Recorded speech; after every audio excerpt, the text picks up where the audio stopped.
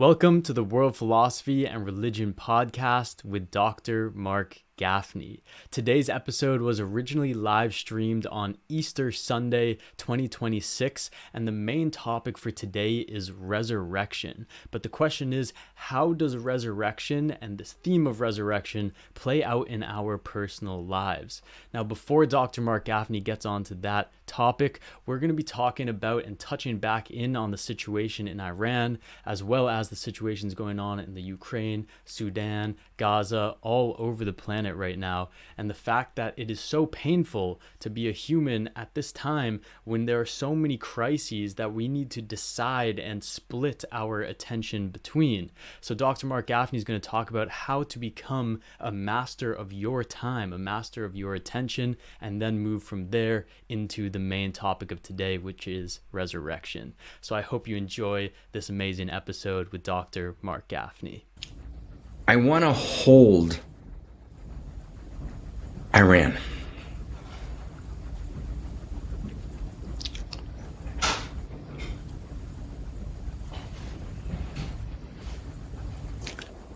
But of course, when we find a moment unbearable, it's because we found our way uniquely into that moment while other moments remained closed to us. Who did that sentence make sense for? In other words, there's many moments of devastation, but somehow, for example, we managed to kind of miss what's going on. We missed Sudan. Missed Sudan. Like 90,000 people, we missed Sudan. Right? Okay, we caught the Ukraine. Right? Lane and I caught the Ukraine together. Now, have we talked about the Ukraine every week for the last 4 years? We haven't. And how do we do that? It's one of the, and I want to just hold this with you, it's one of the unimaginably painful dimensions of being a human being, is that we have no choice but to split our attention. So how do we even have a right to turn our attention away from the Ukraine? And then we should be devastated by how Hamas has built this network of tunnels in Gaza and then placed all of its command centers outside of the tunnels in schools and not allowed one single child in a tunnel, right? As Israel is confronted with this unimaginable Sophie's choice, which was the same Sophie's choice that the Allies were confronted with at the end of World War II. Do they bomb German cities in order to take Hitler down, knowing that hundreds of thousands, I mean, in Gaza, there's been 50 to 60,000 people killed, right? And in the European cities, there were hundreds of thousands of German women and children that were killed, right, in order to take Hitler down. And an impossible, horrific choice. And if the Allies could have done that during World War II, even as they needed to bomb, but to actually acknowledge that even as we need to bomb, right, the death of any innocent women and children or men just breaks our heart, and no one's blood is redder than any other's blood, anyone else's blood. Right? There's a very, very beautiful text in Tractate Sanhedrin in the Talmud in 3rd to 5th century, which talks about the laws of love. And the laws of love are learned from the delicacy and dignity with which we take out the person who's committed a capital crime and is going to be put to death, but how we hold them with dignity on that last steps that they're taking towards their death. From there, we derive the laws of radical love, of outrageous love. Does that make sense, everyone? Who can feel that? Right? So we can't turn our eyes away from Gaza. We can't turn our eyes away from the Sudan. Right? And we can't turn our eyes away from the Congo. Right? And we can't turn our eyes away from any suffering. We certainly can't turn our eyes away from Iran, and we can't turn our eyes away from, let's say, in the United States. This is a different kind of issue. It's a different kind of issue, but from the, I would say, more than a million people, little more than a million people in the United States who need medical attention but don't have insurance, and therefore simply cannot get medical attention for devastating illness. So How do we turn our eyes away from suffering in a world that we're aware of suffering? And so we've talked about that in the last 4 weeks. And the answer is that we have to do two things, right? One is we have to recognize our mortality and the nature of being mortal, right? The nature of being mortal is I can't place my attention on everyone. So for example, God is polyamorous. Just saying, between us, God's polyamorous, right? That's just true. God's madly in love, and uniquely so, with every individual nation and religion and system, whether indigenous or Asian or Aboriginal or European or African, right, or American, South or North, right, etc. Right? God is madly, the infinite intimate is madly in love.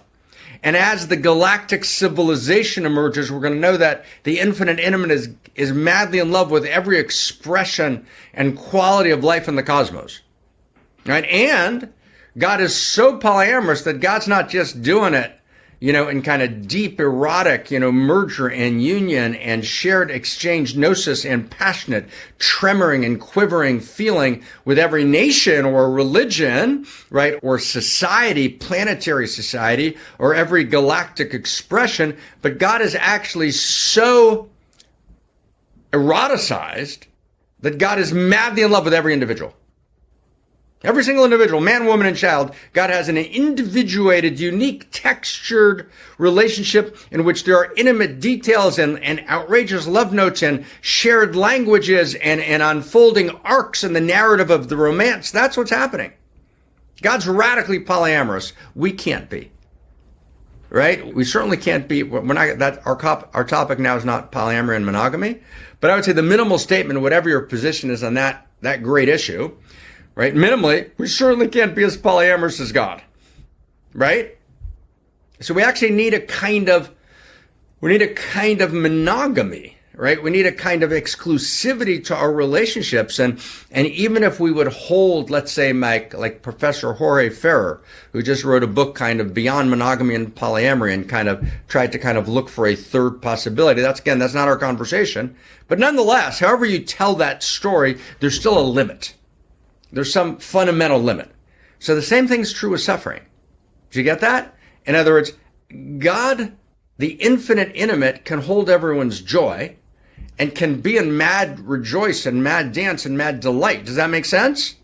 And at the same time, with every irreducible unique self, because as David and Claire is holding with David and the Unique Self Institute, right, there was a meeting, just a beautiful meeting yesterday, right? There is an irreducible, unique quality to every irreducible, unique expression of humanity, every human being, right? That evokes a unique love story with the divine, right?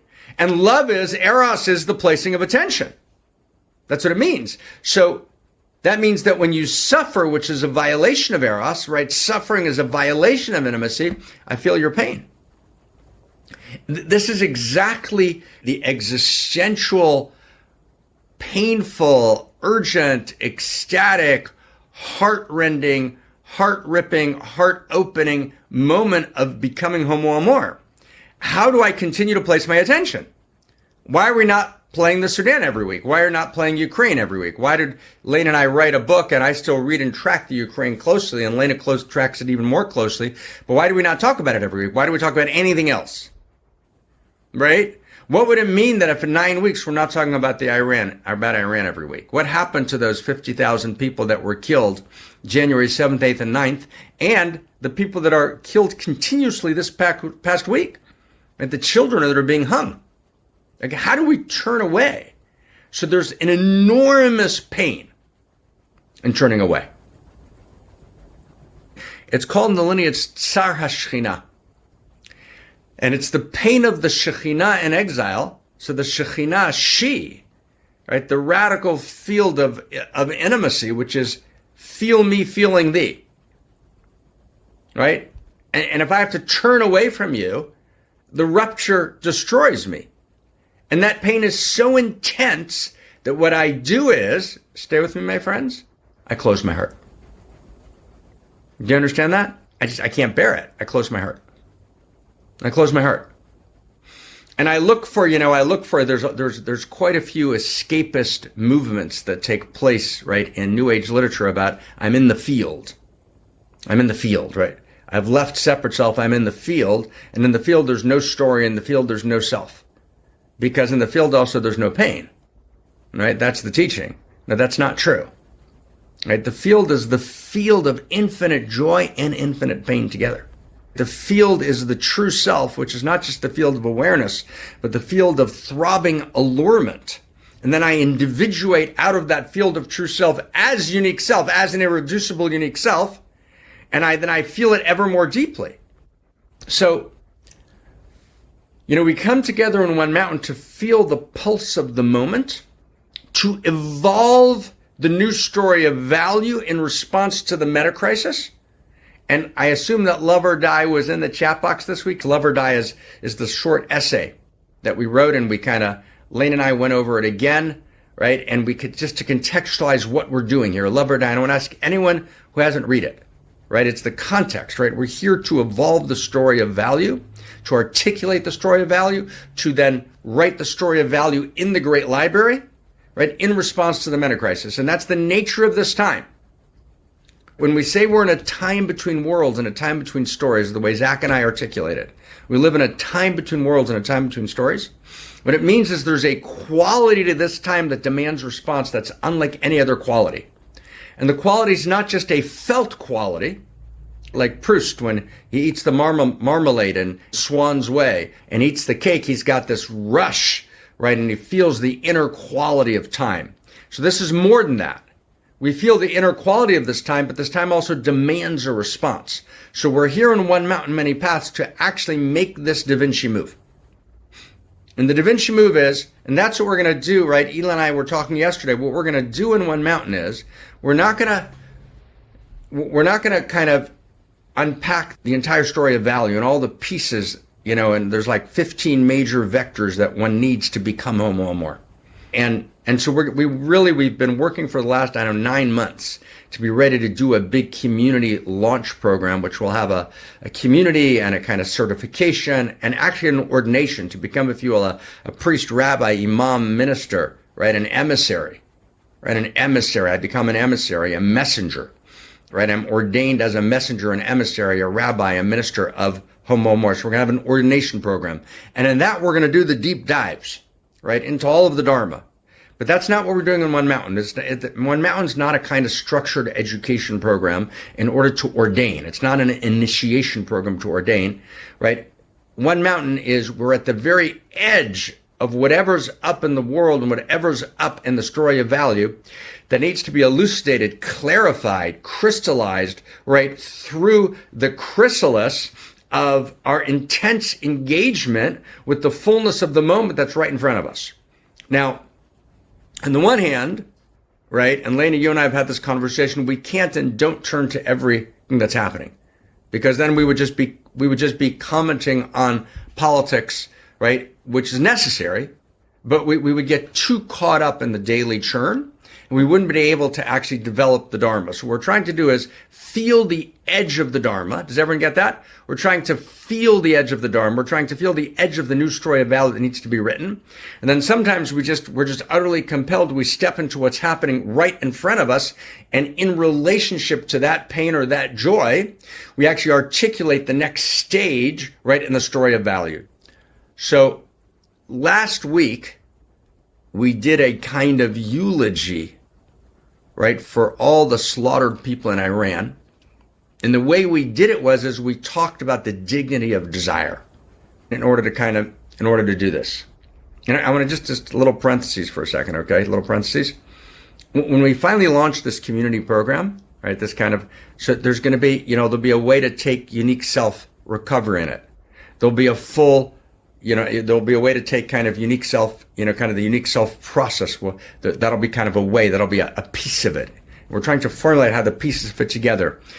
Right, Christina Kincaid, my partner, Dr. Kincaid, is going to give a full course in kind of the experience of embodiment and how you embody the embodiment, right, of Homo Amor, right, the deep kind of embodiment of Homo Amor.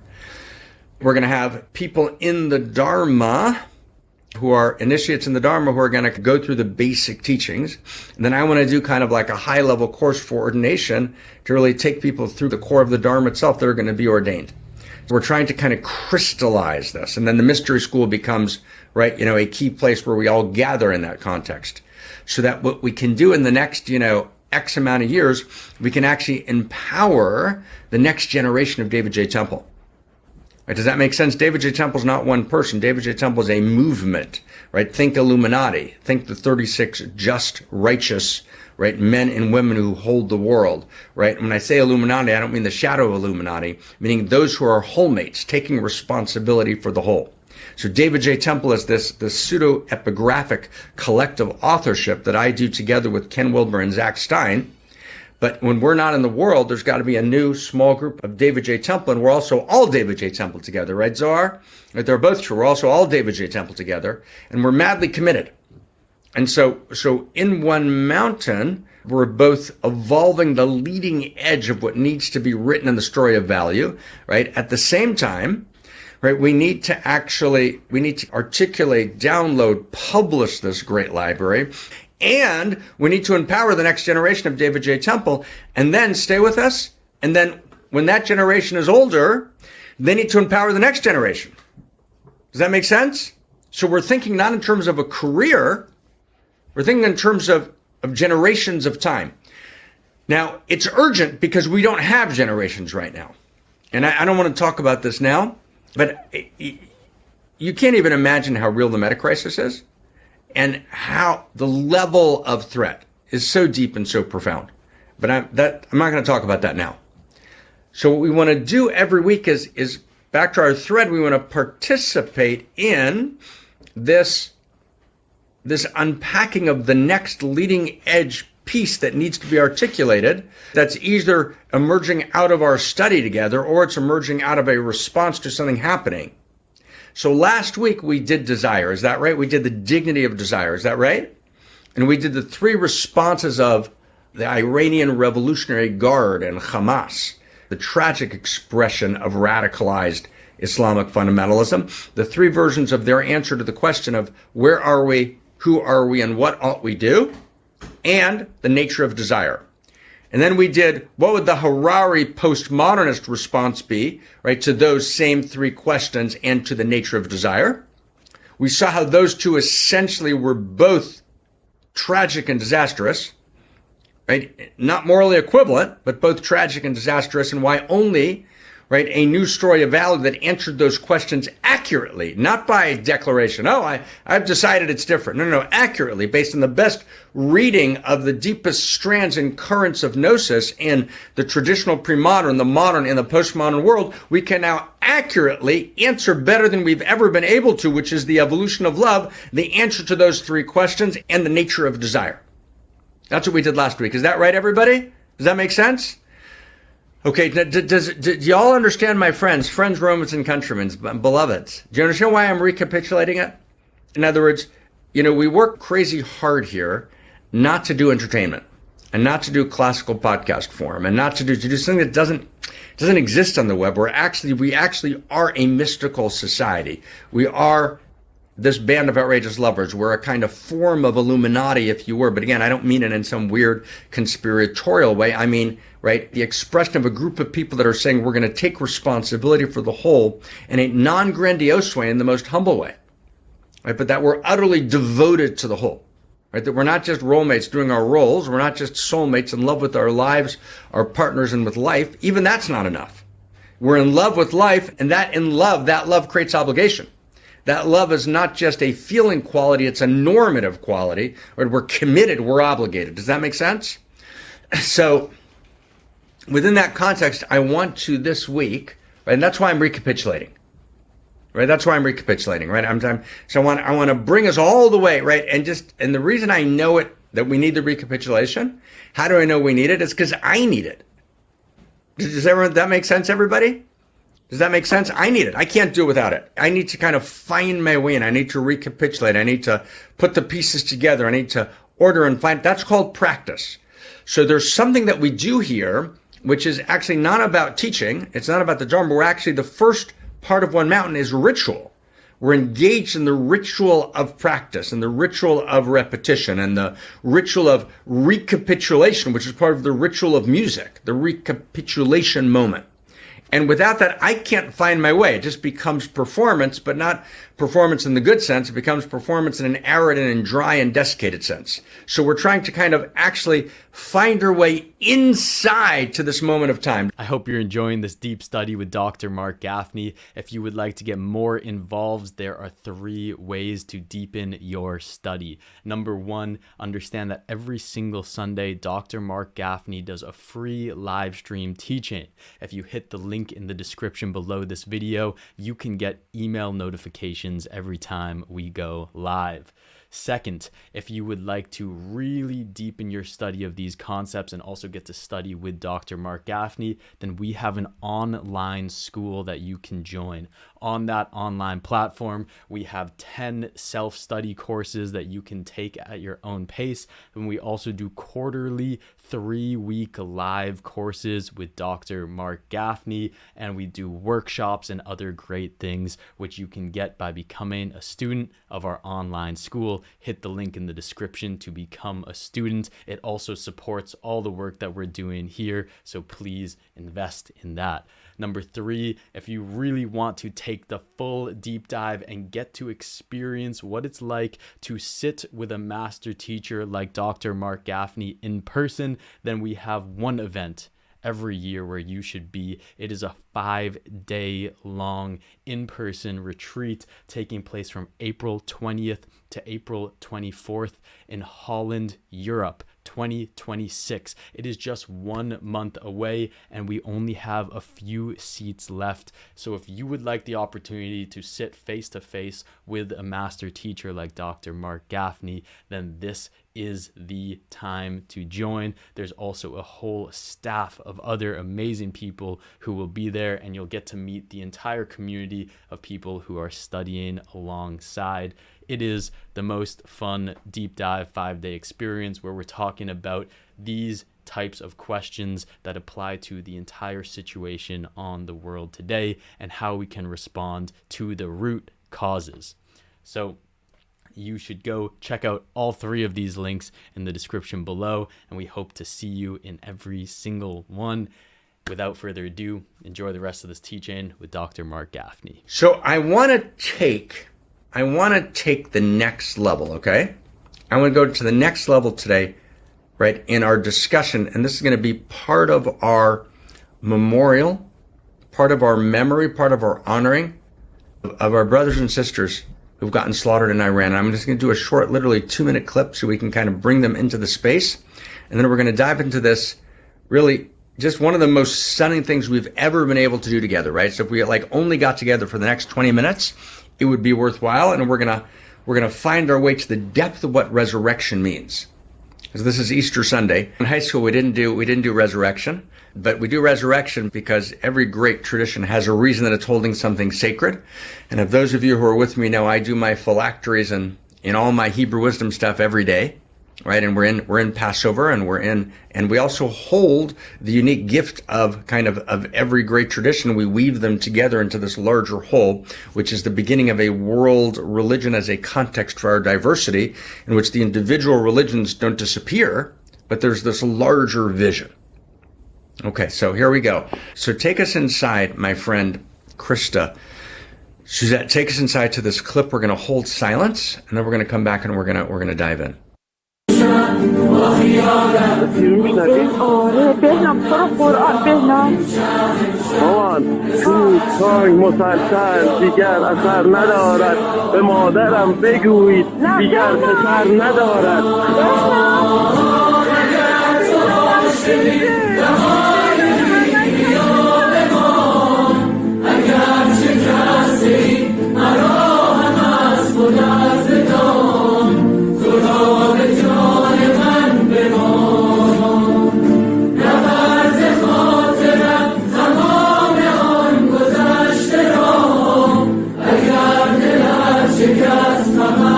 دیدنم بیام تو را به جان من بیام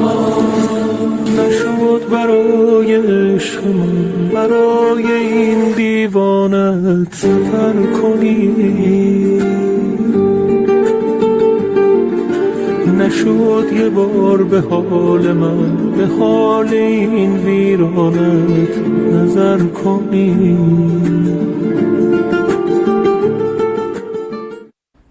Time. Heroes. Heroes, every one of them. I mean, truly heroes. So I want to talk about what a hero knows. 1. 2, what is resurrection? What is Easter about? When I say what's Easter about, what's the soul of Easter about? So I want to study this Christian teaching and offer it deeply in the best way we can into the world. And it's a holy teaching, and Easter is a holy day.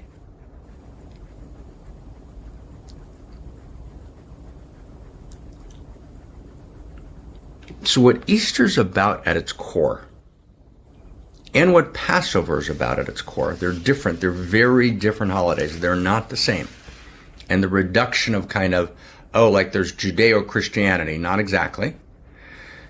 Right? They're very distinct systems. They have distinct normative engagements with life. They have distinct covenants. They disagree about 8 out of 10 things, and then they have some shared contours, obviously.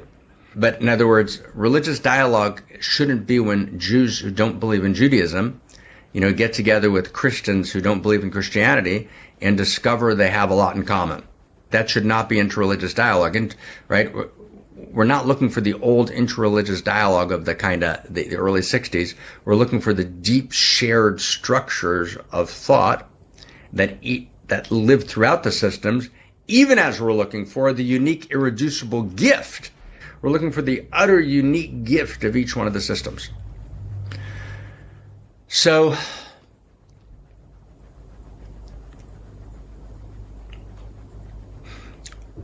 what is the depth of Passover? In Passover, the slave steps into time.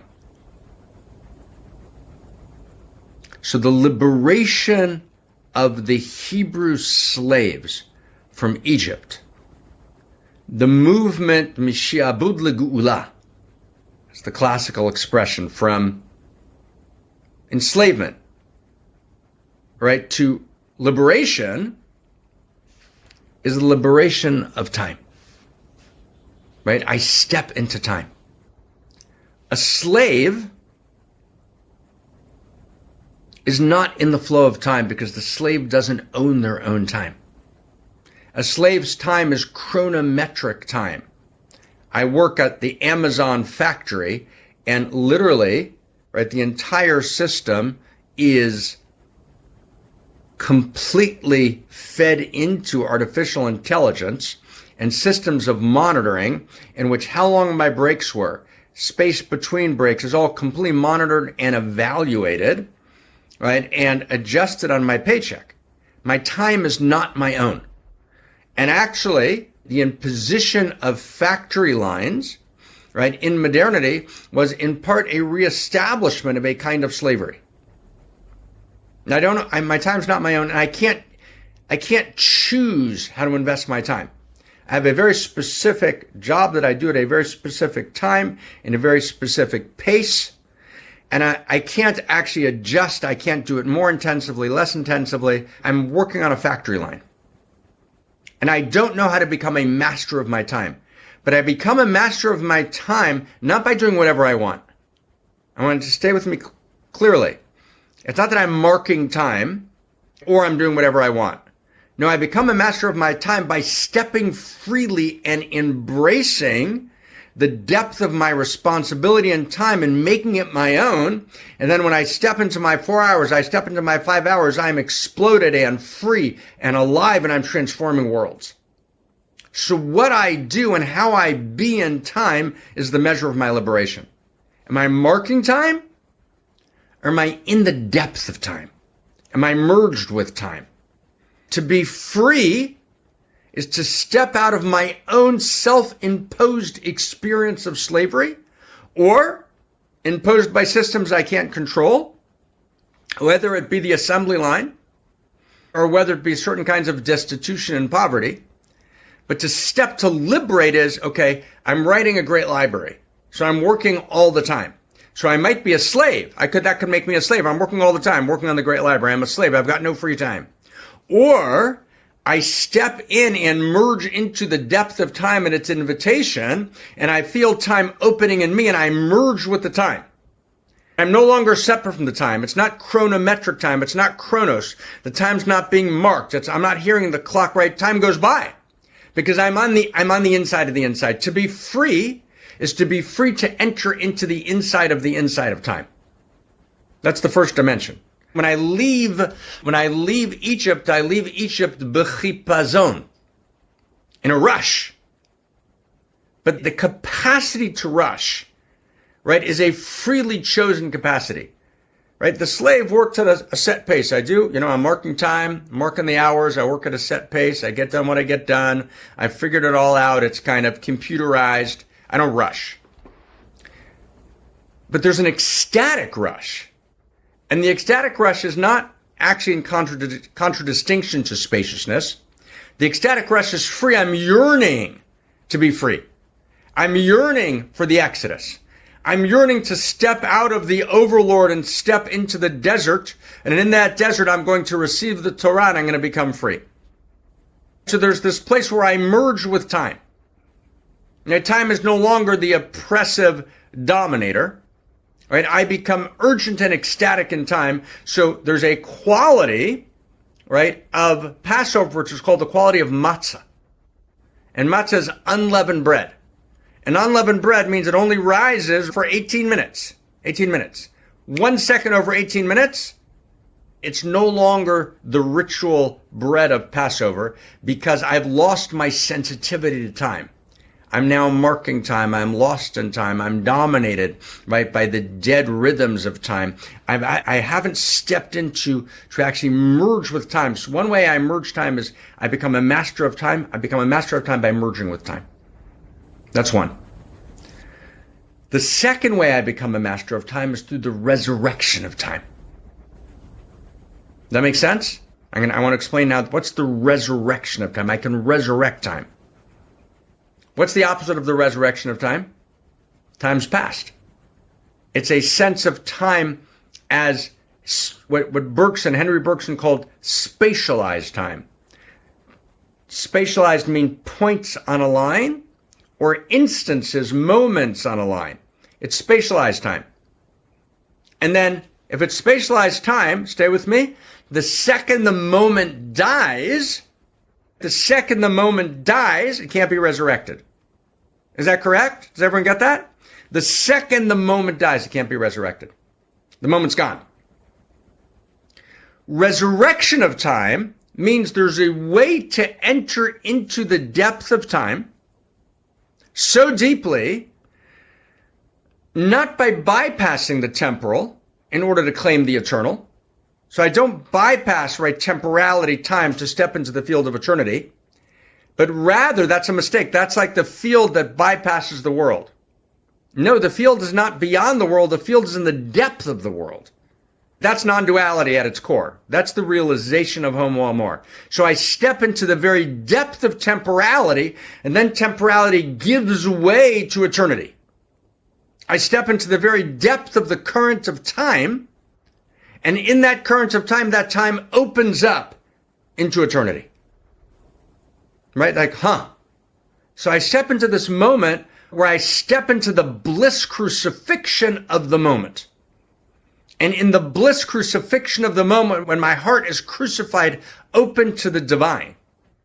But not only in agony, but also in ecstasy, in the bliss crucifixion of the eternal moment, the now opens up. The bliss crucifixion of the now, the temporal now, the present moment, that present moment then gives way, opens up into eternity. That's deep. Stay with me, friends. That's deep. Right? Meaning when I enter so deeply into a moment of time, when I'm actually writing, and there's no split between me. If I try and kind of organize do all my stuff, and then now I'm going to do my writing time. Okay, it's 5 o'clock in the afternoon. It's 8 o'clock at night. I'm going to do an hour now. That's bullshit. Right? I can't enter time that way. I'm not liberated. I'm not alive. Right? I've got to enter into time. So for me, For me, I can only enter into time from about 5 a.m. till about 2 p.m., 3, right? Not really more than that. But then when I enter and I become one with time, time becomes one with me. The words write themselves, but there's this living, there's this forgetting. The clock disappears. I forget the clock. Chronos time disappears and the moment opens up and writes itself. When that happens, I'm loving the moment open and the moment is loving me open. But then what happens is, next step, then what happens is, and then the now opens up and both all of the past and all of the future become available in the presence of the present moment. Is that like, right? It's like, that's shocking. So once the past becomes available, so the past is no longer a subject that's disappeared, I can now see the past. It's on the table. The past is no longer gone. It's no longer a past and dead moment, which exists only on the materialist plane of the physical memory trace of the moment, which ultimately fades into oblivion and nothing is remembered. But rather, memory is a living resonance. Remember. I relight the ember, I reflame the moment. It's an active process. The Hebrew word for memory is zachar, and zachar is a phallic thrust in the moment. Does that make sense? I'm thrusting right into the moment and loving it open, and then it's thrusting me and it's loving me open, and now all of a sudden I'm finding myself again in that past moment of time, and I have the capacity to rewrite that time, to resurrect that time. That we thought that moment was dead. The moment of bliss crucifixion is over. Jesus is dead. He's in the tomb. There's nothing that can be done. It's over. It's a past moment. The victory was not achieved. The absolution was not realized. The liberation, right, did not make itself apparent. The new possibility wasn't born in the moment. It's over. We lost. The moment's shattered. It's gone. No, it's not. No, it's not. No, it's not. No. When I enter so deeply into the present moment and I actually remember, I religare, I religament, I remember, I step into the organismic flow of time. I'm remembering the member that was dissociated, which is the moment or the instant that was cut off and dissociated. Now I step in, and in that now that I've stepped into, the present moment divests itself of only that temporal striking of the clock, right? And then temporality gives way to eternity, and eternity is disclosed in the moment of time itself. It changes everything. It changes. Does everyone get that changes everything? That changes everything. As I can resurrect time. Now, the truth is, I want to do one more step with you in honor of Easter, in honor of Passover, in honor of Iran. Okay, we're going to take a small nice step. It's a big step, though. It's not simple.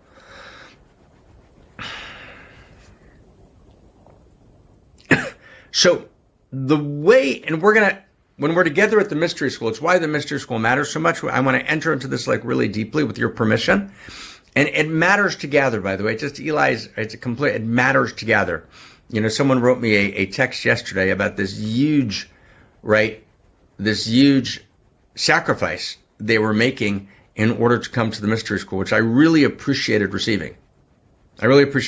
Because the intimate act is a sacrificial act. The intimate act is a sacrificial act.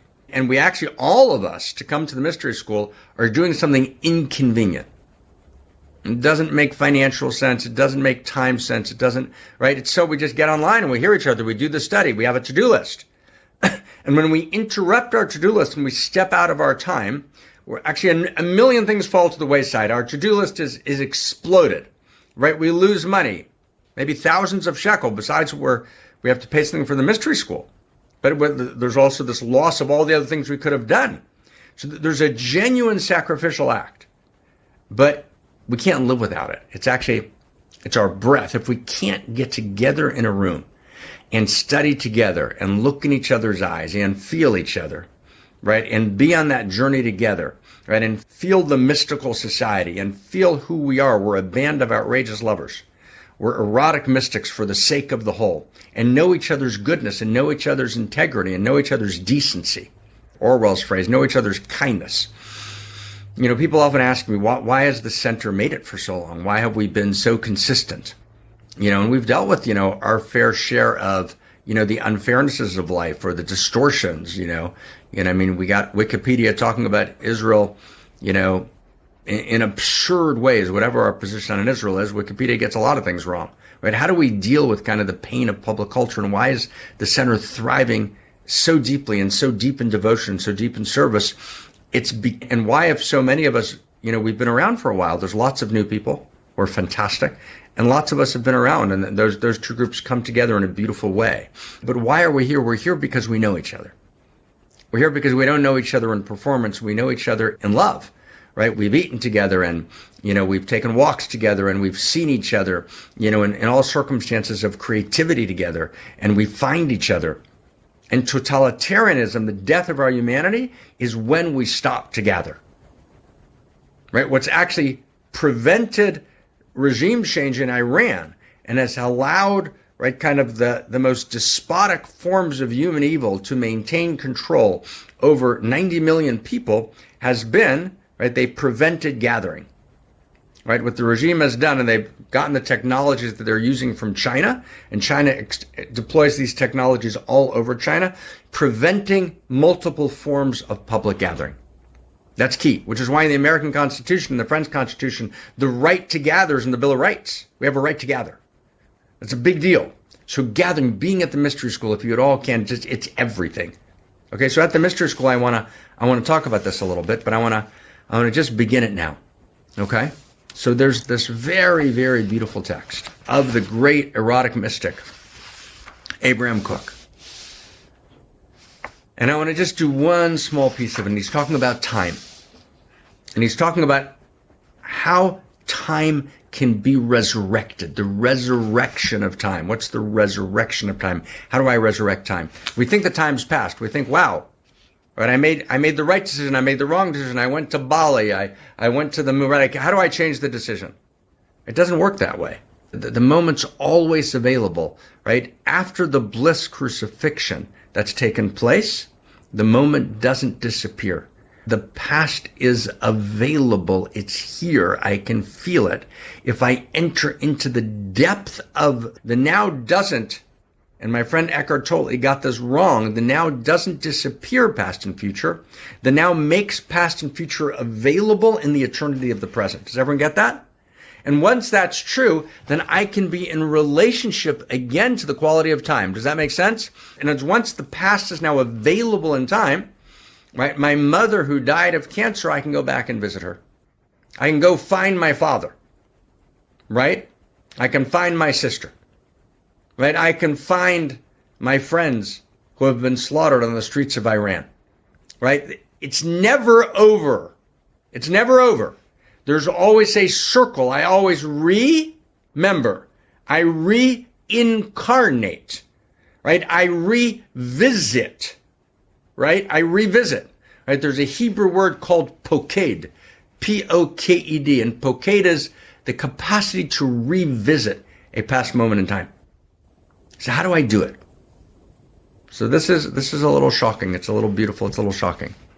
So in the Song of Solomon, the great Song of Solomon, which is the Sanctum Sanctorum, the Holy of Holies of the Solomon lineage that animates the mystery schools of the Renaissance,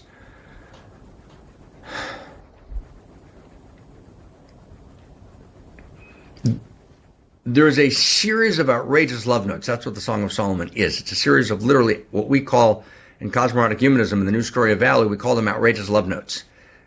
But we're drawing it from the Song of Songs. The Song of Songs is quite literally, right, a set of outrageous love notes. And in KK, you remember, right, in other words, the experience of reenacting the Song of Solomon. It's like, So I reenact the Song of Solomon. This is so deep and it's so beautiful. I reenact it by writing outrageous love notes. What happens?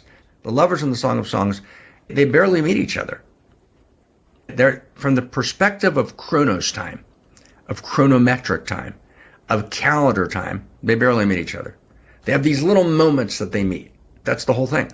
The Song of Songs, the lover and beloved, they're looking for each other. They barely meet each other. Then they meet for a moment.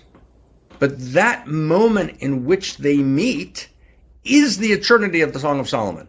Because they move from the first form of time, which is clock time, and they move into this quality of time, this durée that Bergson's referring to, but it's deeper than Bergson's durée. Bergson's durée is just a quality of time. Kate and I were talking about that this morning. But it's more than a quality of time. There's a depth of intimacy in that quality of time which lives in that particular quality of desire that lasts forever. So the lovers in the Song of Solomon are described in the mystical literature, and they have 5 meetings in the Song of Solomon, but they remember every meeting. And they remember the quality of the meeting, and they remember the depth of the meeting. And what they do in those short meetings, which from the perspective of calendar time are barely present, they're fleeting and ephemeral. And the past is ephemeral. The future's not yet here. All right, and the present moment disappears like the blinking of an eye. So these little moments of the lover and beloved in the Song of Solomon, they barely exist. They barely last. They're barely present. They're so easy to dismiss when I get trapped in chronometric time. But from the perspective of the lover and the beloved, who are actually eternity present in the moment, which is what the Song of Solomon is, a series of outrageous love notes, those meetings are eternity themselves. And those meetings are characterized by desire. So desire, clarified desire, not desire, right, surface desire, not superficial desire. The opposite of the holy is the superficial. But sacred, clarified desire holds eternity. So desire is the quality of eternity. Now stay with me, close, it's deep. So divinity, God who is the infinity, infinite power, desires intimacy. And so infinity manifests finitude, and finitude is the quality of the divine incarnate in finite desire. Right? So infinite divine incarnationally manifest is desire. Right? That's what we get in Abhinavagupta, right? And the great teachings of the back of the heart is that actually the tattvas, the emergence of reality, is a stirring of desire in the infinite. So infinity, infinite time, reveals itself, discloses itself, strips naked, right? The infinite makes itself available to the finitude. The infinite becomes intimate through what? Through desire. It's like, right? So that's why a quality of desire, even if it's the lover and beloved in the Song of Solomon, and it's for a fleeting meeting, is a forever quality. Which is why, here's the last step. So Cook, the great erotic mystic, writes. He writes as follows. He writes, all existence, all existence, which is the field, right? The field of existence, one. And I'm translating. Right? So Havaya, he calls it the Havaya, right? The field itself, existence itself, which is also Hoveh, which is the now. So the field itself, or the now itself, all existence, that's one. 2, any particular human action. That's 2. He calls it Hamaseh HaBechiri Shel Adam Uritzono HaKavua, right? Any freely chosen action, a particular action by a human being, 2, and then 3, Ritzono HaKavua, a person's inherent, interior, individualized, irreducibly unique quality of desire. She says there's 3 dimensions of reality. One is the field of existence, which is desire. Now I'm adding that in, which is desire. Right? The field is desire, 1. 2, the desire that's associated with a particular action, 2. 3, the individuated field that lives in the individuated unique self, the quality of that desire. So it's not my desire in a particular action, it's my general quality of desire. Those three. So he says, those three, hinam mishulash shalshelet achad gdola, shemeolam ein nitkim echad mechavero. He says, that is one chain of desire, and that threefold chain of desire never dissociates. In other words, the three remain one. The three are three musketeers. They're all for one and one for all. And all for France, of course. Does everyone get that? It's like, huh. Now, what does that mean? So that means that when an action has passed, and I'm going to go into this more deeply at the mystery school, but stay with me. It's so crazy beautiful. So when an action has passed, with me everyone, an action has passed. So that action is not a dead memory trace. That action has desire attached to it. It has the quality of desire that manifests that particular action. That's one. A, does everyone get that? So that quality of desire associated with that particular human action, one, is connected to my general quality of irreducible unique desire. Because who am I as a unique self? I'm a unique incarnation of desire. It's not my separate self unclarified desire. It's my unique desire. I'm a unique incarnation of desire itself. Two, and then that unique incarnation of desire is the desire of the field, which is the one field, which is the one eros, which is the one love, which is the one power, which is the true self, which is the kundalini, which is the back of the heart, right? It's the field of existence, which is desire.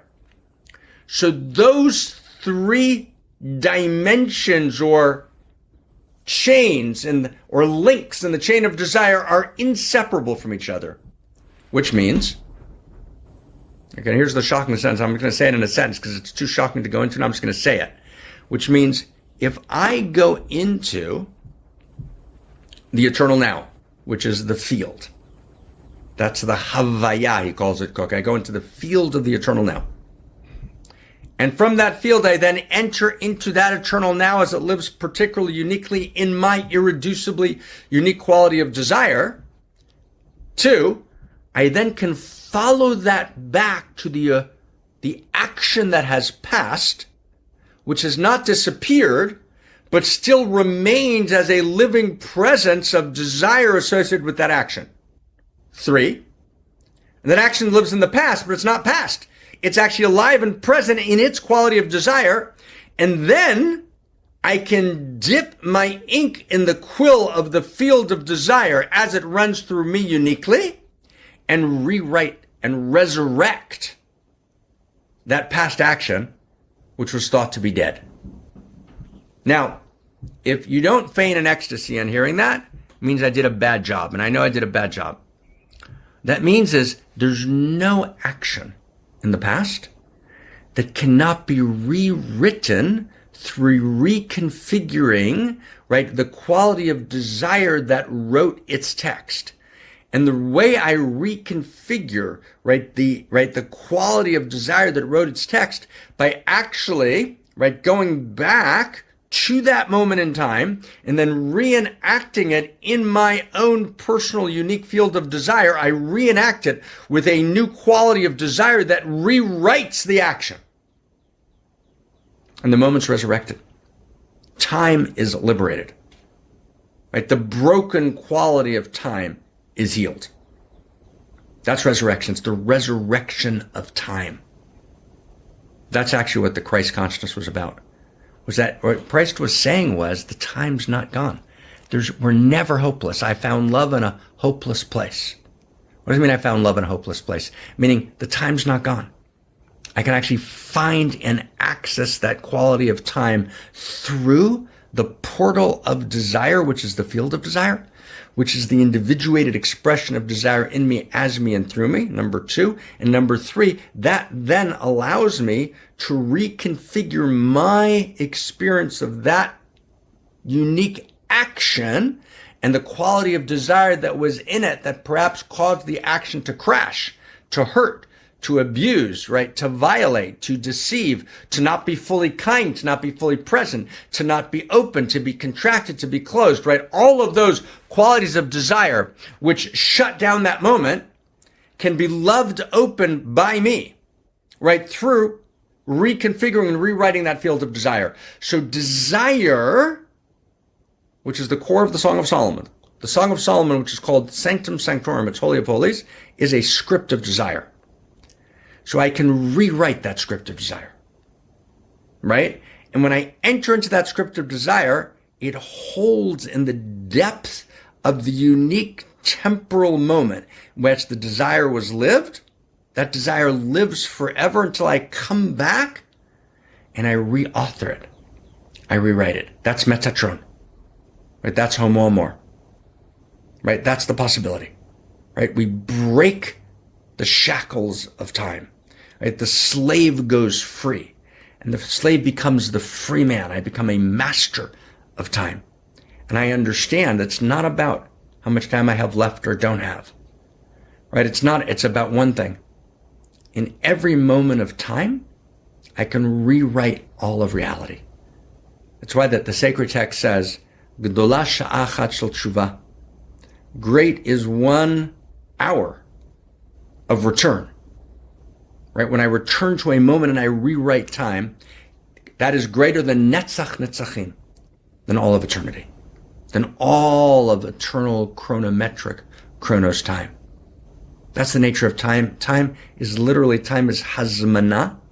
It's an invitation in Hebrew. And it's a zimun, it's a demand. Right? That I actually go back and rewrite time again and again until the world is healed and until the world is whole. Now, in honor of all the heroes, right? In honor of all the martyrs, in honor of all the times that we killed, all the times that were crucified, in honor of all the bliss crucifixions that we lost access to and forgot. Because actually, the loss of memory is the source of evil. We begin to remember, we begin to remember. And we enter into the eternity of the moment. And we relive the bliss crucifixion, which is the memory of the future. Amen. Amen. Amen. Let's just hold that for a moment. That was wow. Just breathing that in to our hearts in gratitude. Thank you, Dr. Marc Gafni. Wow, that was deep, holy, beautiful, sacred, powerful. Yes. I'm going to turn my word first, actually, to Suzette Mesa. Last week, she started bringing us into this beautiful, beautiful opportunity, a beautiful way to participate, to step in, to make this revolution our own. And so I'm just going to let you speak into that. Suzette. Hey, everyone. I am Suzette Mesa, the Board Secretary and Chief Staff of the Center for World Philosophy and Religion. And on this Easter morning, I actually wanted to take you back in time to 1462 to have you imagine with me what it would have been like to sit next to Leonardo da Vinci, Cosimo Medici, the Medicis, yes, Marsilio Ficinio, and a few others at the Platonic Academy of Florence. I want you to imagine what it was like back then in the Middle Ages, where the horrendous Black Death was all around us, where the structures were breaking down, where things that people held sacred, like the church, were breaking down. It was a mess. And I want you to see the artists, the doctors, the business people, and the unique individuals like us that were joining in to try to figure out what to do. These were mothers and fathers and sisters and brothers who were witness helplessness, desperation, heartache all around them. But they didn't turn away. They knew in their hearts and in their souls that they had to act and make things better for everyone right then and right there. They knew they had to think bigger than themselves, that they had to think and act not just for themselves and their families, but for generations to come. They knew they had to find a way out of the situation they found themselves in. They knew only one way to do that was to articulate a new story of value that people could understand, that could move them forward, and that could bring them hope. That is what we are doing at the center today. I'm here to ask you to join us, to be those movers and shakers in this lifetime who can articulate this new story and share it in the world. But to do that, it takes resources now and into the future. So we're launching the Legacy of Love project, which provides you with an easy way to get started right now, to do something that will keep this project going beyond our lifetimes. And that is to consider adding the Center for World Philosophy and Religion to your will and trust. So I'm going to put this on the screen just to show you what we can do. This is language that you could actually add to your will and testament right now. You could put a specific dollar amount, a percentage of your estate, put something towards a specific project, or the world is open to you. So I would like to let you know that we will be adding more on our website. This document is focused on the US, but we'll put in links and things of how you can do this all around the world. And most importantly, let me take this down.